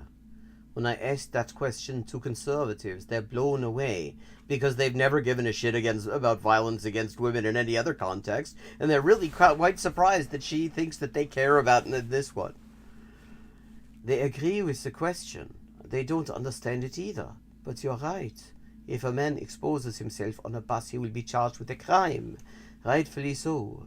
The victim of that crime is going to say, "This is an example of Me Too."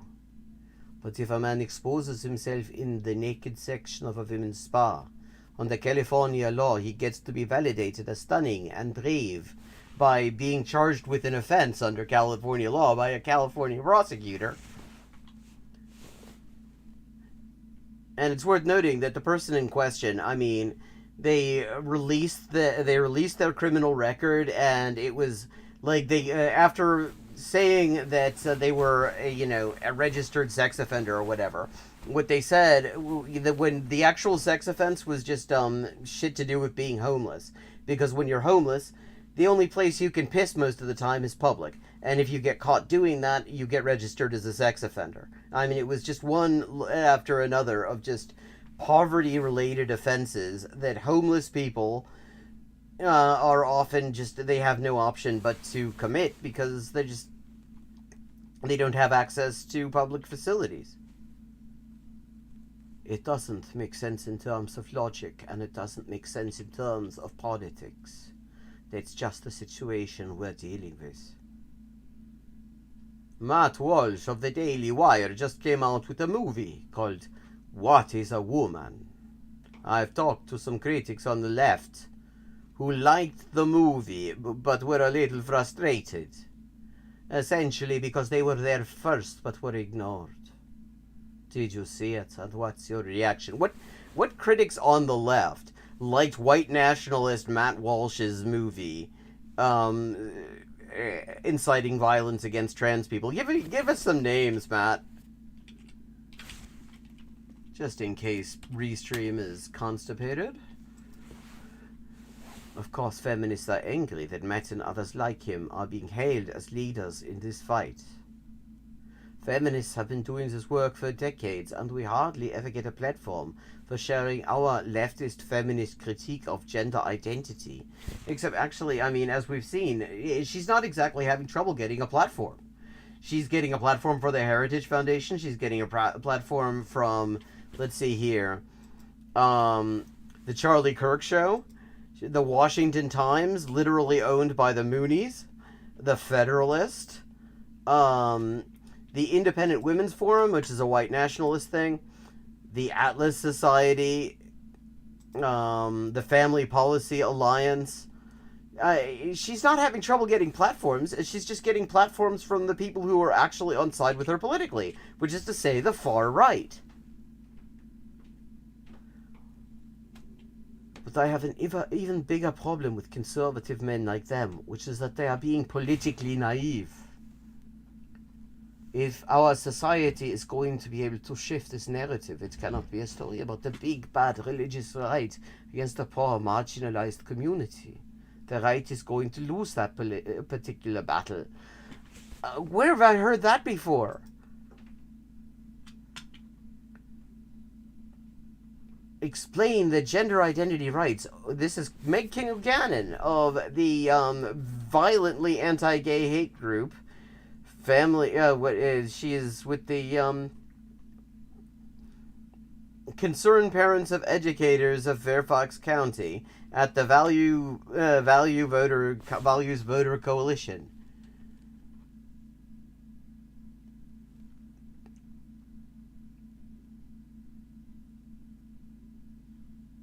I mean, she is literally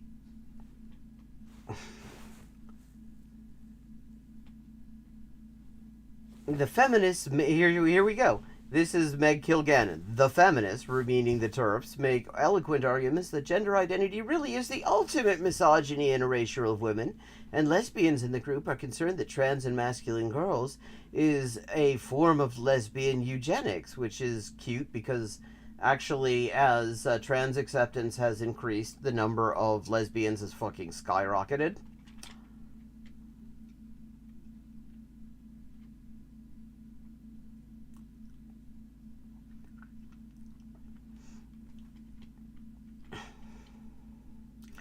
I mean, she's just literally, these are just one after another, just spot on the fucking talking pines. And the thing is, she's actually literally getting a platform. She's getting huge fucking platforms.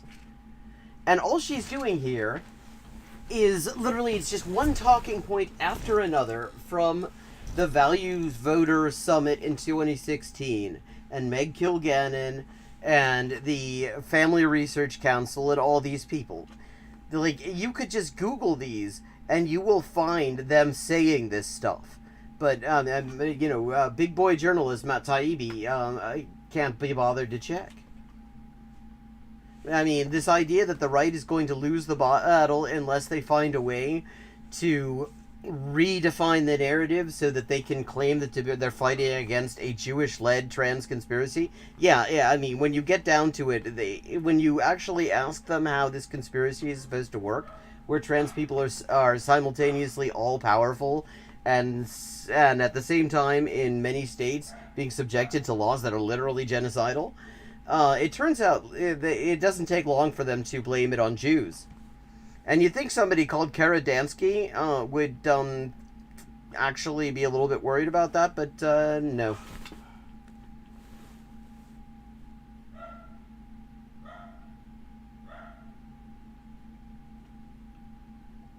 I appreciate a lot that's in the film, but approximately zero Democrats are going to be persuaded by a Daily Wire production featuring a Christian conservative traditionalist. They need us, but they ignore us. They don't ignore you, they gave you 15 grand.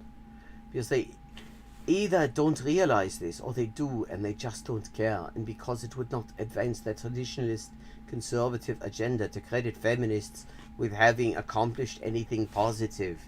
And see, this is where a proper interview would go, that's not giving yourself a whole lot of credit, because actually the Christian right has been openly saying that it is feminists like Karadansky who have shown them the way to destroy LGBT rights as a whole by creating this idea that there is this nefarious trans agenda and dividing and conquering and all this stuff.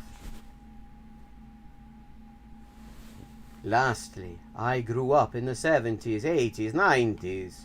A liberal was the person who was willing to talk about anything, had a sense of humor, was willing to entertain far-out ideas, didn't get offended easily, and would have had a theoretical discussion about anything. Then all of a sudden it feels like in the past 5 years this dynamic has just been turned on its head, and this issue is probably Exhibit A as to that phenomenon. Do you have any thoughts about why this bullshit is happening that I just made up and that it literally just sounds like some shit I think Bill Maher also said? And this is just such a standard, oh, the left left me line. I've heard this so many fucking times. It is such bullshit. No, I grew up in the same time frame. You mentioned that I say in the book that we accepted this kind of misogyny from the right. We didn't expect it from the left. That's true. My friend at the Seattle event in 2020 that I mentioned, she made the additional point that we expected authoritarianism from the right. We did not expect authoritarianism from the left. But that's where we are. I'm really getting fucking sick of the way the term authoritarianism is used anymore. Because either it's a way to avoid talking about fascism, or it is just sort of a catch-all term for anything that somebody doesn't like. I mean, there's a whole fucking analysis of authoritarianism. Like, I mean, if you look at, like, the literature of anarcho-communism, for example, of what the term actually means and how, and everything. But this is just, it's just being used as a schmata. You just sort of throw it at things. Like, okay, so, but the idea is that it's not authoritarian at all to, like, deny trans people access to public space. Because, I mean, she's a signer on the so-called Women's Declaration. That's another thing that, read full text, that Karadansky could have been asked about. Declaration.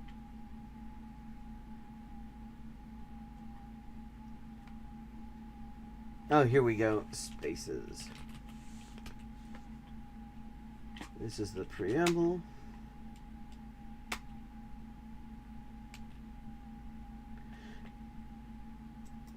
These measures should include, okay, single-sex provision, which is to say no trans people allowed, should include, inter alia, specialized services for women and girls subject to violence, such as rape support services, specialist health facilities, specialist police investigation facilities, and shelters for women and children fleeing domestic abuse or violence. So no trans women in any of those places.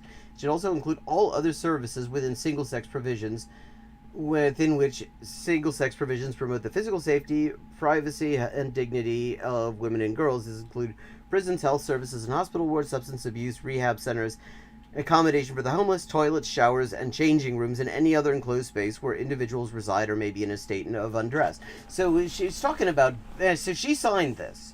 Okay, okay, where's the list of signatures? She is she definitely signed it. I should have to find where exactly. Signatories.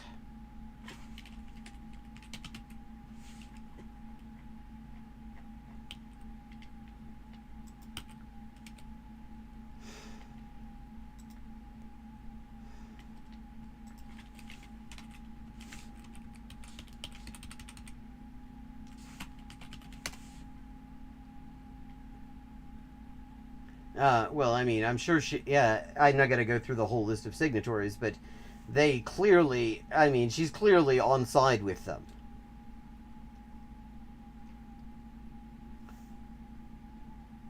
There's just no study on nuance, she says, as somebody who literally wants to ban trans people from public toilets.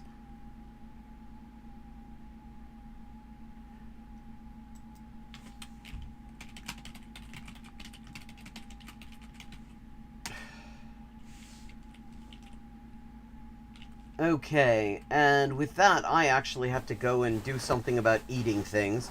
So I'm going to do that. That's the end of the bullshit article. Thank you very much for joining me for this special where we looked at what an absolute piece of shit Matt Taibbi has turned out to be. I will be back on tomorrow night, Friday at 11:30 p.m. to 1 a.m. Eastern Time, and on Saturday as well. Have a good night, and thank you for joining me. Tanti saluti. A domani.